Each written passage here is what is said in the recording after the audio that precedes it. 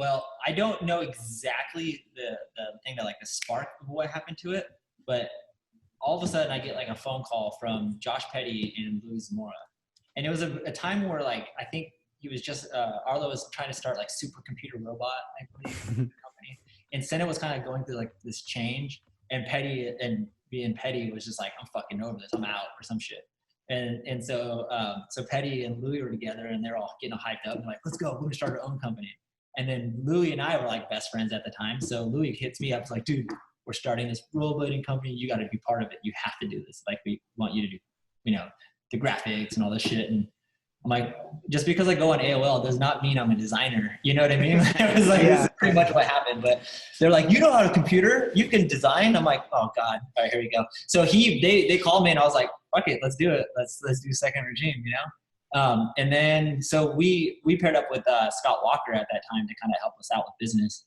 And thank goodness we did, because we knew nothing about business. And I look back at some of those times, and it's kind of laughable now that I think about it, but about like how businessy I was at the time. But Dominic Sagona, I believe, was the first guy on the team. Right, Dominic.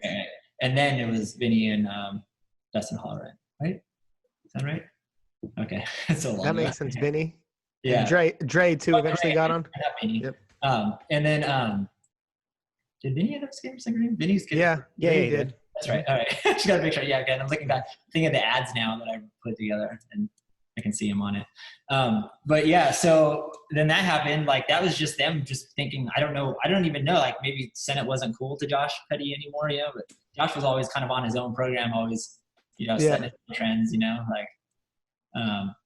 so he was just kind of like, fuck it, it's my time to do my own company. And I believe that was his name, or him and Louis' name, Second Regime, which in a sense, it kind of we thought it was kind of cool in the idea, like saying like, we're the second power to come to arise, like and being the first one. But then great name. You don't really want to be the second power. You probably want to be the first power, like overall, like if you don't know the story, So yeah.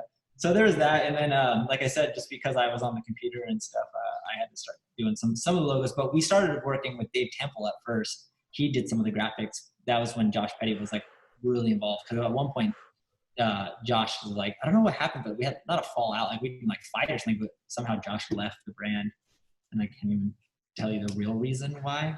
But and the brand was still going. Yeah, and it was still going, because it was. I didn't know that. Yeah, me and Louis did it for like a year or two without Josh. I remember that. And I can't even tell you the reason why. I just remember that actually happened. But I'll tell you one thing though. Josh did buy us some like $7,000 ads when we had like no money in Daily Bread, because he wanted to use some like Chrome thing, and he made these. He copied these ads that looked sick, but didn't realize it would cost like extra money for Daily Bread to print them, and they printed them and they sent us this invoice, and we were like, holy shit, did we really just spend like 1/3 of all of our money on like 3 ads? Yeah, some funny stuff happens. So you learn your business when you're young with a rollerblading company before you fuck it up with your real life adult businesses. Yeah, still kind of fucking that up too, but Some people never learn. What can I say then? Yeah, it's a little bit. I learned hard. It just takes a little extra, a little longer. So when That's you the best way to learn, experience. Definitely.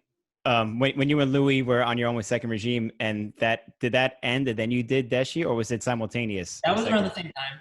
Yeah. Same time. So how did Deshi start? Because that's like a huge jump from a wheel company. Yeah, it was because we were talking. We ended up. I think Louis and I both skated for USD at the time, and then we paired up with Matthias from Power Slide to do Deshi. And yeah, it's funny because I can't think of the actual spawn of that situation too, but I feel like Zamora somehow started working that one, kind of putting planted the seed in Matthias's ear, and he was into it. And next thing you know, we were in like China designing a boot, and they had like a prototype the like next morning. Like we did all this clay stuff, and like the next morning we had like a plastic prototype, not one you can actually skate, but one you can like was tangible, It's pretty rad. And then yeah, it just kind of kept going for a little bit, and then near the end of my rollerblading career, I guess you could say, is like when like Deshi kind of started.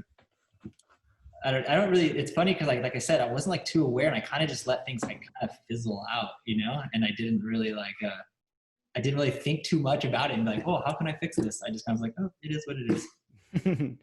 was kind of insane. But I remember having some differences with Matthias and stuff, and the way he wanted to roll a team. I kind of wanted to build heroes. Like I wanted like keep like just Chris Farmer paid at, you know, at the time, I think we were only getting like a couple grand a month, you know, and but they wanted to take like 10 European guys and give them all $200 each, you know? Yeah. And I was like, yeah, I'm not really down with all that and stuff. And then like, they were like, I think at that around the end of all that stuff, I was making like $1,800. And then he's like, you know, we can only give you $1,000 a month now. And I'm like, dang, I'm 25 years old. My rent is $700 a month right now. And you only want to pay me $1,000. I'm like, oh, I guess it's time to get a job, you know? Yeah.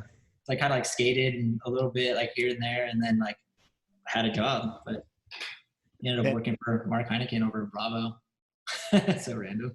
But there were some cool things that happened at with Deshi, like before it ended. Like you guys had that really cool Catalina trip, the helicopter ride. Oh yeah, with Drew for Life Plus. That was so sick. Is that why you guys had no money because you spent all the budget on that tour with the helicopter and everything? Dude, that's a funny story too, because like the helicopter ride was like $150 a person. It wasn't too crazy, you know. Yeah. And you're supposed to get a ride there and a ride back, right? And so we got there, we flew over, like cool, we did our little thing, and then luckily Drew filmed the helicopter fly away in the morning because we came back at the end of the skate day, you know. We came back and then we're like 20 minutes early before we were supposed to be there, and they're like, "Oh, the helicopter already left," and we're like, how could you leave? You just leave us here on the island? So we ended up having to go back and catch the Catalina Express and take a boat back home. We're just like, oh, that's messed up. We didn't get the full experience of the helicopter both ways, you know? Oh, man. It's kind of funny. But yeah, that was a pretty cool little trip. That was Drew's idea. He's like, we'll go over there and we'll find stuff to skate. There's a little skate park. The skate park was horrible. So we're like, all right, let's find other shit. But they had like these pretty cool banks, you know, like at the high school there. You skated some cool shit. Yeah, Louis does like a 720 off of one. You know, we use the cart to pull him to get speed, you know, and stuff like that. Yeah. Got a couple of handrails. It was fun. Yeah, that and like the European tour footage with Farmer and Ian was just awesome stuff. Like really good stuff came out of all that Deshi work, you know. Yeah, it was fun. It was really fun. That and V I think made our video. Oh, I know, for the Deshi video. It was interesting. Got to see the Stonehenge, you know, place, and oh yeah. I think we did like the whole coast of England up and down basically, and got to go to all the skate parks and stuff. It's interesting. It was really fun. Like the whole tour life of skating there's like nothing cooler, you know. Even if you just get into a van and just drive a couple states over, and that stuff is like some of my fondest memories. I think one of my most like favorite tours was when I lived in Cyprus. I lived in Costa Mesa. Dave Payne was my roommate still at the time. We got into like a 15-passenger van and drove from California to the hoedown, basically. Might even be the one that Richard won or something. I don't even know. I think I saw like you guys' Instagram and talking about it. And stuff. Sick. But there was 12 of us, and in that 15-passenger van. And we had pretty funny stories. We had Ryan Schutte in the van with us, right? And we just met him. This is when we just met Schutte, and he was shooting for Rejects. Right, there we go. He was shooting for Rejects, you know, and he was super quiet because he was like, didn't really know anyone yet, you know, and he was, for some reason, sitting in the very back of the 15-passenger van, okay? And we're in some, you know, middle of Texas somewhere, and there's like dark, like, there's no lights. It's like kind of weird, like no street lights, you know? We stop, eat at this random steakhouse. It was really good. And we all get in the van, we start driving away, and we're driving for like maybe 10, 15 minutes. And Richard goes, hey guys, where's Ryan Schutte? And we're like, come on, Richard, fuck with us. He's just ducking in the back. He's like, no, dude, I'm fucking serious, dude. Shootie's not in the van. And we're like, no way, dude. So we like turn around and we're like, hopefully we can find this place. Like there's no GPS. You don't have cell phones with GPS yet. Like we have to find this place that we were just at, you know? Yeah. Like, so like turn around. Dude, we found him like a half a mile away, just walking with his backpack and his camera gear. We're like, oh my gosh. Oh man, Schutte woke up. He was talking to us for the rest of the trip. He was like, "Oh, what's up? I can't believe you left me." Like, it was pretty awesome.